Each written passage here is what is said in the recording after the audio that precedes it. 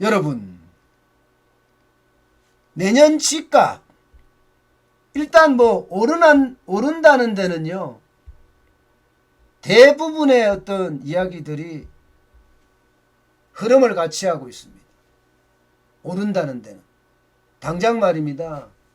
주택산업연구원에서 2022년도 집값 전망을 내놨는데 이 내용에도 보면 집값이 2.5% 오른다 이렇게 이야기합니다.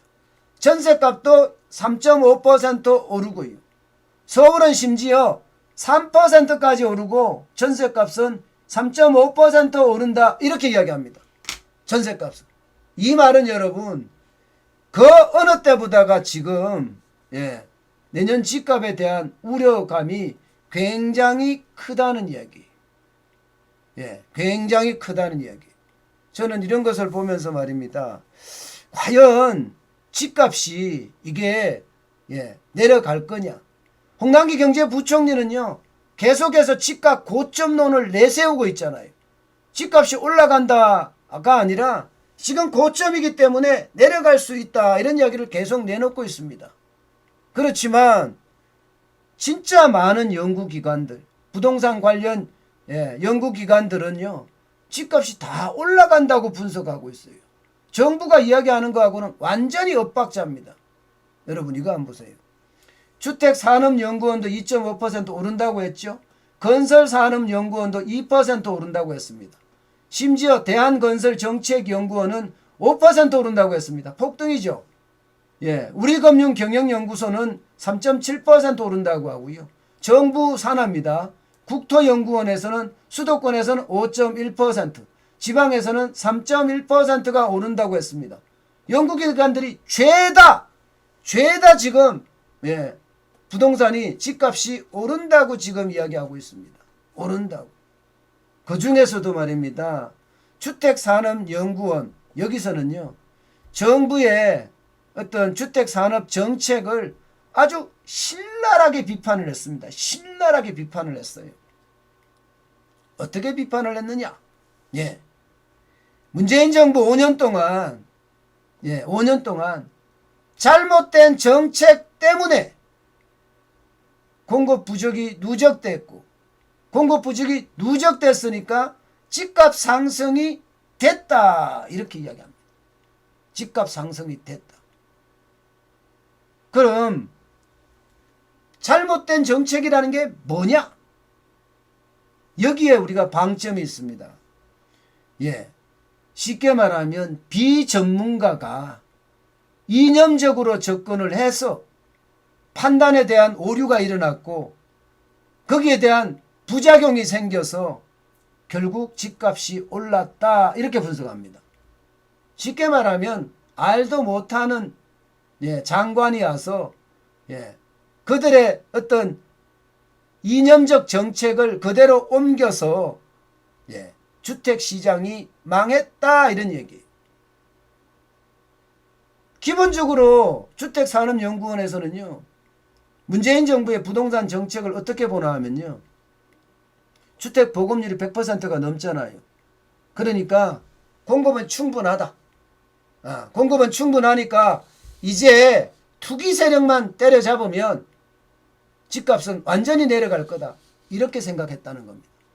이거는 비전문가의 발상이에요. 비전문가의 발상. 아니 여러분 자본주의 국가에서 주택 보급률이 100% 된다고 해서 말입니다. 이게 여러분 알다시피 규제를 하면 이게 모두 한 채씩 가질 수 있을까요? 안 됩니다. 누구나 여러분들처럼 열심히 일하는 사람들이 아니거든요. 그렇기 때문에 지금 주택 자가 보유율이 보면 50%가 조금 넘지요. 조금 넘던가 아니면 자가 보유율이 50% 미치든가 왔다 갔다 할 겁니다. 이 정도 수준이 말입니다. 최대치라고 이야기하는 사람들도 있습니다. 정부가 공짜로 집을 주지 않는 한 이것은 여기까지가 마지노선이다. 좀 더 올릴 수는 있을 거다. 60%까지 올릴 수는 있지만 60%까지 올리려고 그러면 정부가 친기업적인 정책을 써서 일자리가 팍팍팍팍 늘어나야 된다. 그렇지 않고는 이게 60%로 가기가 쉽지 않다. 이렇게 이야기합니다. 전문가들도. 예, 전문가들도 그렇게 이야기합니다. 그런데 100%라는 주택 보급률만 믿고 규제하면 된다. 갭 투자 막으면 된다. 두 채 있는 사람 때려잡으면 된다. 이런 발상을 했기 때문에 시장이 완전히 망가졌다. 이렇게 이야기합니다. 이렇게. 게다가 말입니다. 게다가 가장 심각한 것은 공급을 많이 했다는데 공급 안 했다 이거예요. 공급 안 했다. 문재인 정부가 5년간 주택 공급 부족량을 보면 이게 주택산업연구원에서 조사한 겁니다. 사실상 주택산업연구원은 국토교통부 산하라고도 할 수가 있는 곳입니다.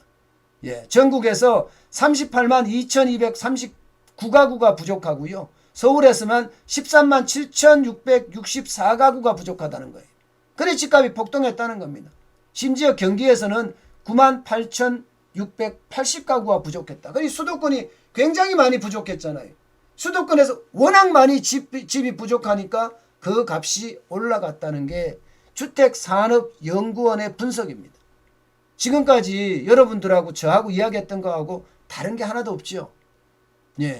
다른 게 있다면 통화량에 대한 이야기는 지금 안 나와 있습니다. 그죠? 통화량에 대한 이야기는 안 나와 있는데 기본적으로는 공급이 부족하다는, 기본적으로는 공급이 부족하다. 공급이 부족하기 때문에 이게 문제가 발생된 거다. 이렇게 지금 분석을 하는 겁니다. 문제는 여러분 여기서 끝나지 않습니다. 여기서 끝나지 않아요. 내년에는 더 심각하다는 겁니다. 더.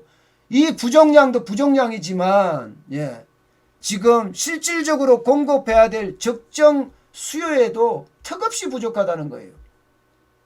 서울 아파트만 하더라도 2021년에도 부족했지만 2022년에 부족한 거 보세요. 적정이 5만 가구 정도 된다고 합니다. 항상 서울에서는요. 4만 7604가구 적정 가구 물량이라고 이야기합니다. 그런데 2022년에는 18,250가구예요. 반토막 절반밖에 안 됩니다. 2023년에도 절반밖에 안 됩니다. 21,304가구. 결국은 집값은 계속 올라간다. 이런 이야기가 되는 겁니다. 집값은 계속 올라간다. 여기에다가 더 심각한 것은요. 이거는요. 한국건설산업연구원에서 이야기한 건데요. 내년에 집값이 다시 한번 폭등할 수도 있다는 거예요. 폭등할 수도. 왜? 2020년 7월 31일부터 시행된 거 있죠. 임대차 3법. 전세를 2년 연장 계약 시에 5% 올리는 전월세 상한제, 계약갱신 청구권제. 이거 만기되는 날입니다. 내년 8월에. 7월 31일까지니까. 그럼 8월에 만기가 되면 전세 매물에 대한 가격이 아마 굉장히 많이 올라갈 거예요. 전세 매물의 가격이 올라가면 결국 어떻게 됩니까? 결국은 매매 가격을 밀어 올립니다. 저는 그래서 그 어느 때보다 내년 8월이 집값이 굉장히 많이 올라가지 않겠느냐 이렇게 예상되는 겁니다. 실제로 한국건설산업연구원에서도 이렇게 이야기하듯이 결국 말입니다. 공급에 대한 불안과 정부의 잘못된 정책이 내년에도 집값을 올린다. 이게 결론입니다.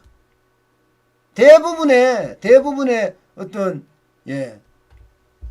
주택 연구기관 물론 틀릴 수도 있습니다. 이들이 틀릴 수도 있어요. 그러나 지금 같은 시기 정권 말기잖아요. 정권 말기에는요. 이들이 제대로 이야기할 겁니다.